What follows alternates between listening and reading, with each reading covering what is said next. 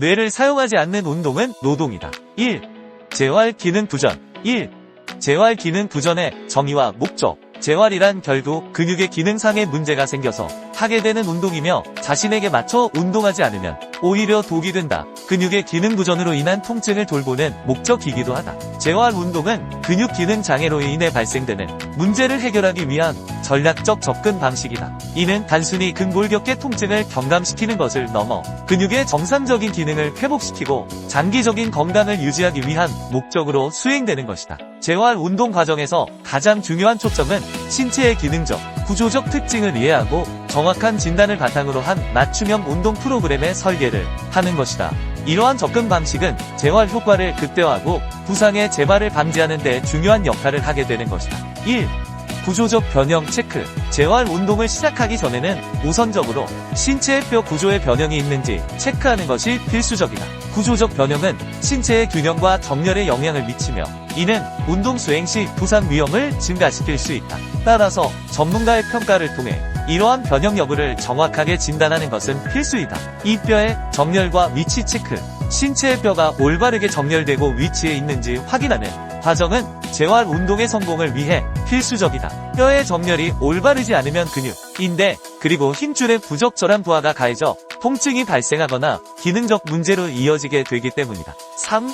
원인 파악. 근육 기능 부전의 원인을 정확히 파악하는 것은 효과적인 재활 프로그램을 설계하는 데 있어 매우 중요하다. 원인이 구조적 변형에서 비롯된 것인지 아니면 다른 외부적 요인에 의한 것인지를 정확히 평가하고 이에 따라 맞춤형 운동 계획하고 설계해야 한다. 4개인 맞춤형 운동 계획. 개인의 신체적 조건과 재활 목표에 맞는 운동 계획을 수립하는 것은 재활 과정에서 매우 중요하다. 개인의 특성에 맞지 않는 운동은 오히려 부상 위험을 증가시키거나 기존 문제를 악화시킬 수 있기 때문이다. 2. 몸의 연결성. 몸의 연결성을 이해하는 것은 재활 과정에서 매우 중요한 부분이다. 몸은 복잡한 구조로 이루어져 있으며 각 부위는 서로 영향을 미치는 하나의 연결된 시스템이다. 1.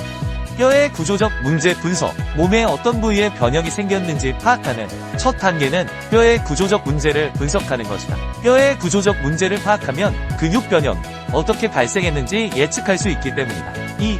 전체적인 몸의 관점. 어깨나 목과 같은 특정 부위에 악통점이 있더라도 그 부위만을 별도로 생각해서는 안 된다. 몸은 각기 다른 부분이 아니라 하나로 연결된 유기체이다. 예를 들어 어깨의 통증이 실제로는 등이나 목의 문제로부터 비롯될 수 있다. 3.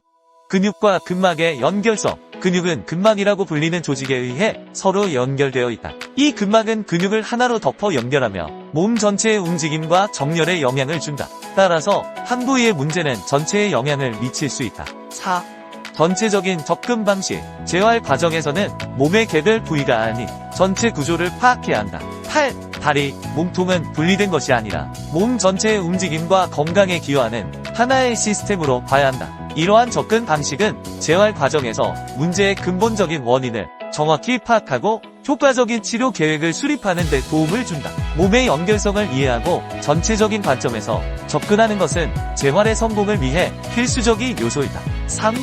문제의 연쇄 반응. 문제의 연쇄 반응 개념은 인체의 복잡한 구조와 기능을 이해하는 데 있어 매우 중요하다. 이는 인체가 서로 연결된 하나의 큰 시스템으로 작동한다는 것을 의미한다. 예를 들어 발의 문제가 목의 통증으로 이어질 수 있다. 1.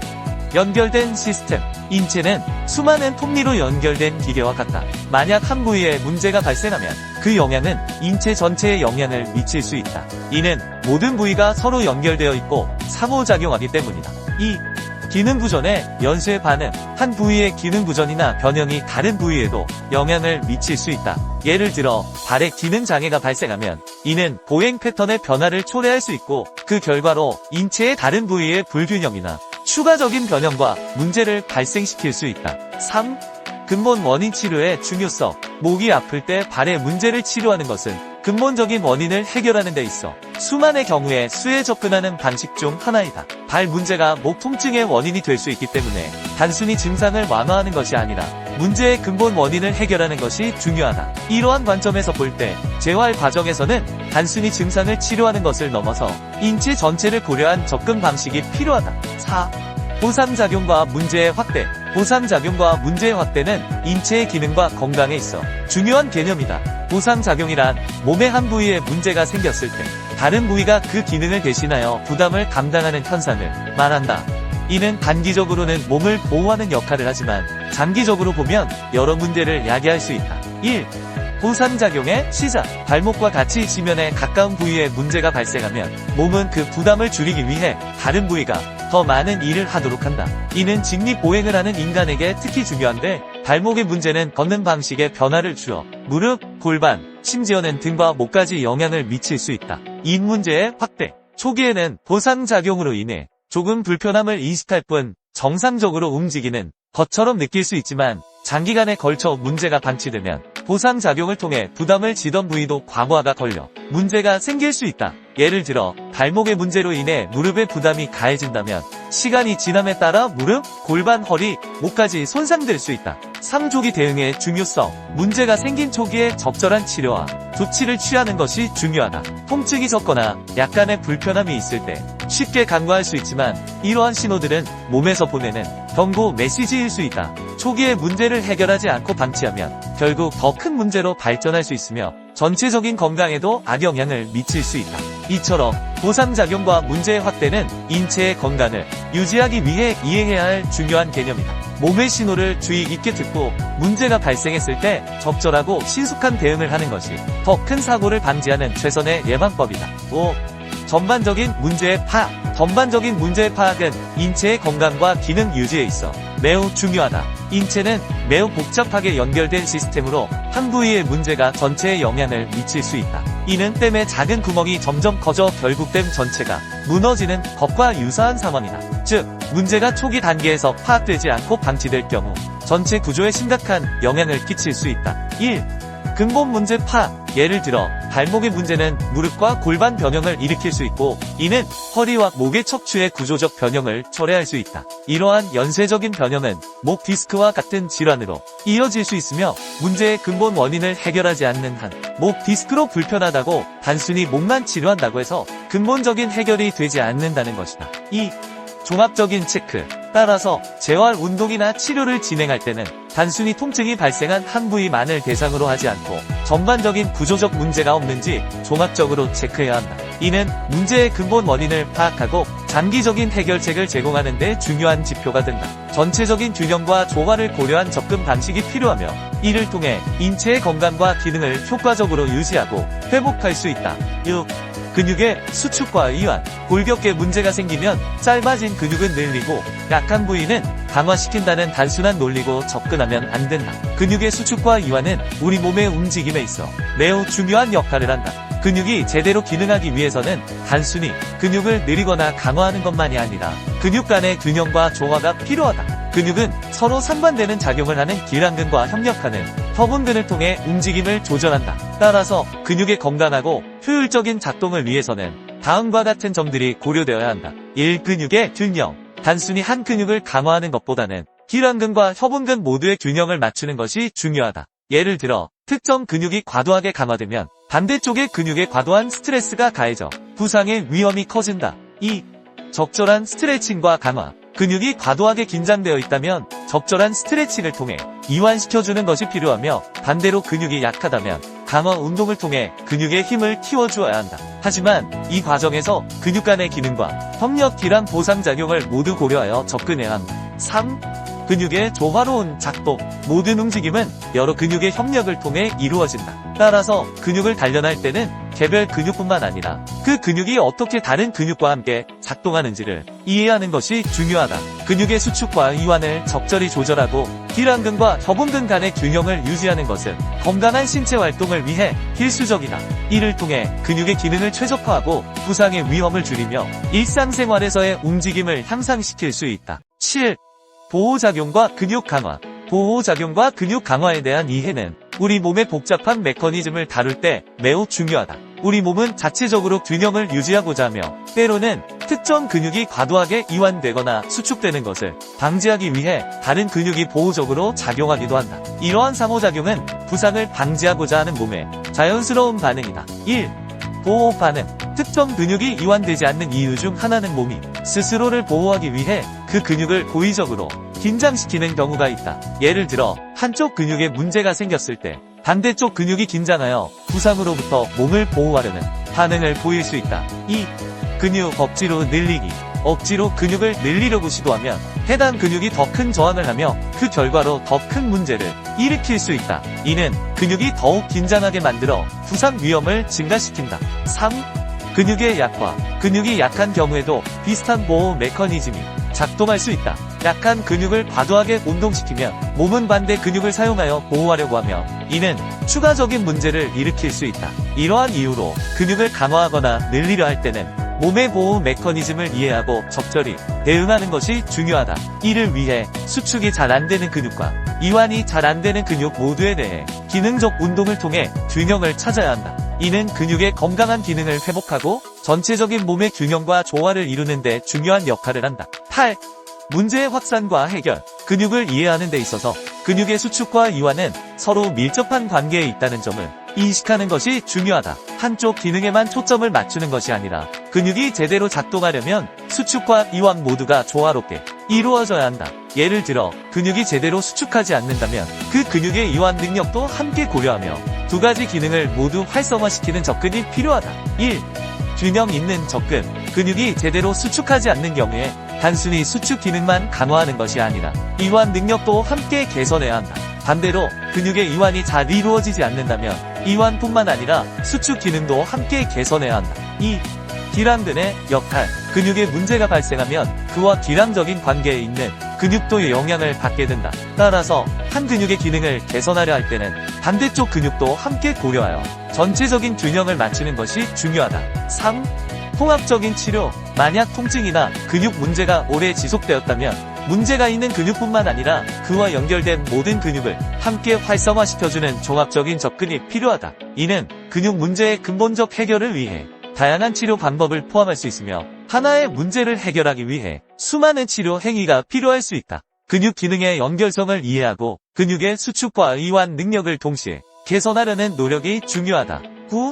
문제의 대참사. 문제의 대참사에 대한 비유는 근골격계 질환의 관리와 치료의 중요성을 극명하게 보여준다. 발목 하나의 작은 문제라도 적절히 치료하지 않으면 이것이 전신에 영향을 미치게 되어 훨씬 더 큰 문제로 확대될 수 있다. 이는 아파트의 기둥 문제로 인해 전체 건물이 위험해지는 것과 같은 원리이다. 1.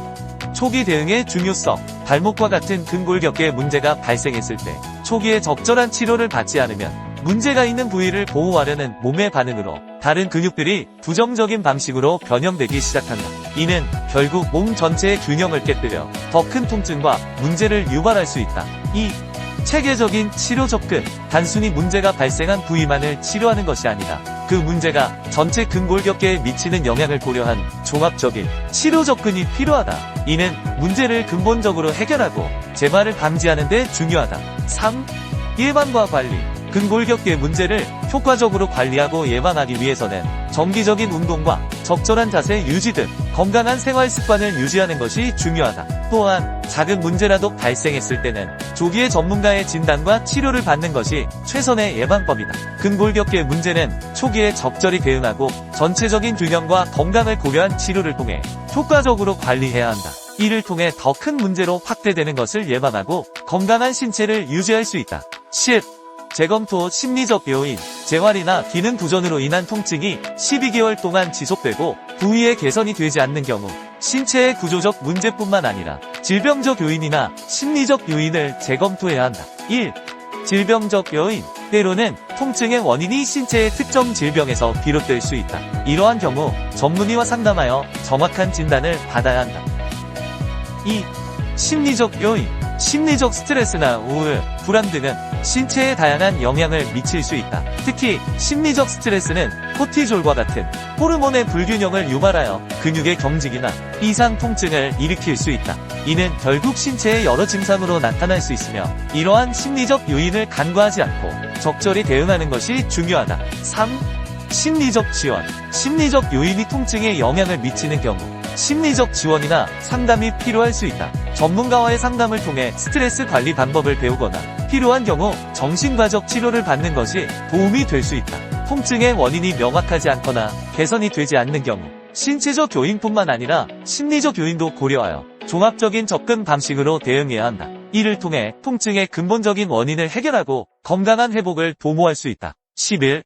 근육과 신경계. 근육 통증과 기능 이상이 발생하는 경우 이는 단순히 근육 자체의 문제만이 아니라 근육을 제어하는 신경계와 밀접하게 연결되어 있음을 의미한다. 근육은 신경세포의 신호에 의해 움직이며 이러한 신경계의 제어 없이는 근육의 수축과 이완이 이루어질 수 없다. 1.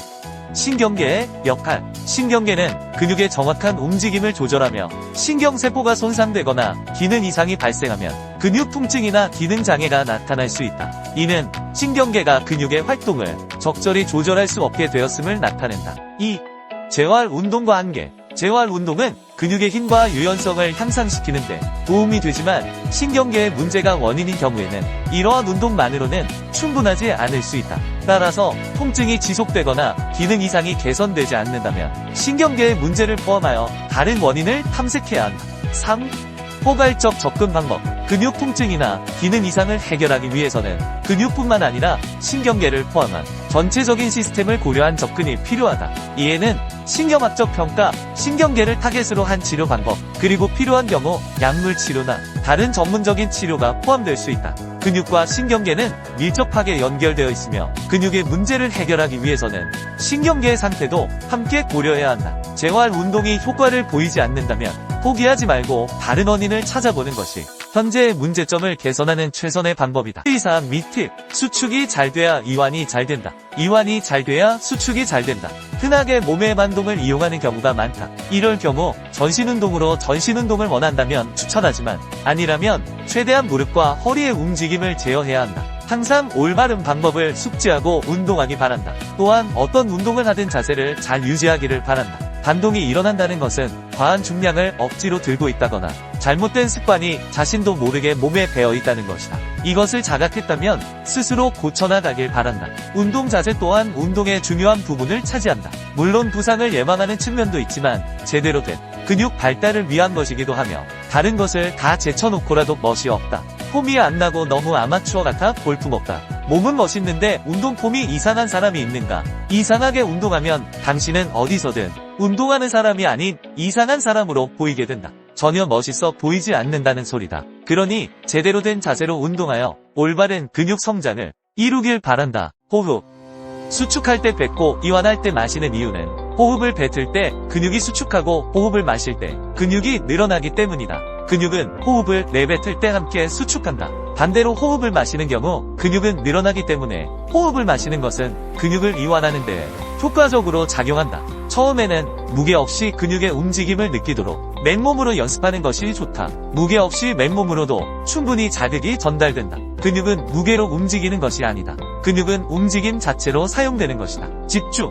근육의 느낌을 잡는 것을 어려워하지 말아라. 근육의 모양인 결과운동 진행 방향을 상상하고 집중하면 된다. 선수처럼 느끼려 하지 마라.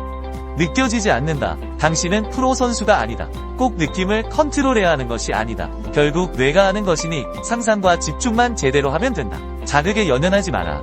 저절로 되기도 하고 안 돼도 상관없다. 중요한 것은 생각과 집중이다. 그러니 이미지 트레이닝을 하는 것이다. 그러면 몸은 뇌의 명령에 따라 움직임으로 집중하고 상상만 하면 된다. 이것은 선수들의 경우에도 마찬가지이다. 경력과 상관없이 집중과 상상으로 근육의 성장은 달라진다. 그만큼 중요한 것은 집중과 상상이다. 뇌피셜. 여기서의 내 설명은 예를 들기 위해 비유적 표현을 쓴 것이지 절대적인 수치가 아니다. 오해의 소지가 존재하며 내 주관적인 생각과 더불어 해부학적인 내용에 비춰 설명한 단순한 지표라고 말한다고 해도 틀린 말이 아닐 것이다. 또한 사람의 몸에 대한 어떠한 정보도 의학과 과학이 공개한 내용들은 추측일 뿐 정답이 아니다. 누군가 정답처럼 이야기한다면 그것은 거짓말이다. 그가 창조주인 신이 아니라면 말이다. 우리가 현재 알고 있는 정보는 데이터와 통계, 일부의 실험으로만 결정된 것들이다. 전 인구의 통계도 아니며 그저 추측론일 뿐이며 또한 다수의 의견이 답은 아니다. 그저 일정 조건에 맞춰진 통계를 따른 동의일 뿐이다. 그러니 정보는 정보로서 활용하고 자신의 경험적 데이터와 더불어 잘 선택하고 판단해야 할 것이다. 당신의 심장이 왜 뛰는지 아는가? 모른다. 그냥 뛴다. 의학적으로 추측할 뿐 숨을 쉬는 것도 심장이 멈추지 않는 이유도 우린 아직 모른다. 그러니 어떤 것도 믿거나 맹신하지 말고 참고만 할 뿐 자신의 몸은 자신의 경험을 통해 자신에게 맞는 운동 방법을 찾아 나가길 바란다. 5. 마무리. 근육 운동을 할 때 생각을 하고 안 하고의 차이는 음식을 씹느냐, 삼키느냐와 같다. 음식을 삼키면 맛을 모르고 씹으면 맛을 느낄 수 있다는 것이다. 삼킨 음식의 맛을 뇌가 인지하지 못하고 느끼지 못하듯 생각 없이 운동을 한다면 근육이 제대로 사용되지 못하고 삼킨 음식처럼 맛을 인지하지 못한 근육은 움직임을 인지하지 못하는 결과로 성장은 늦어진다.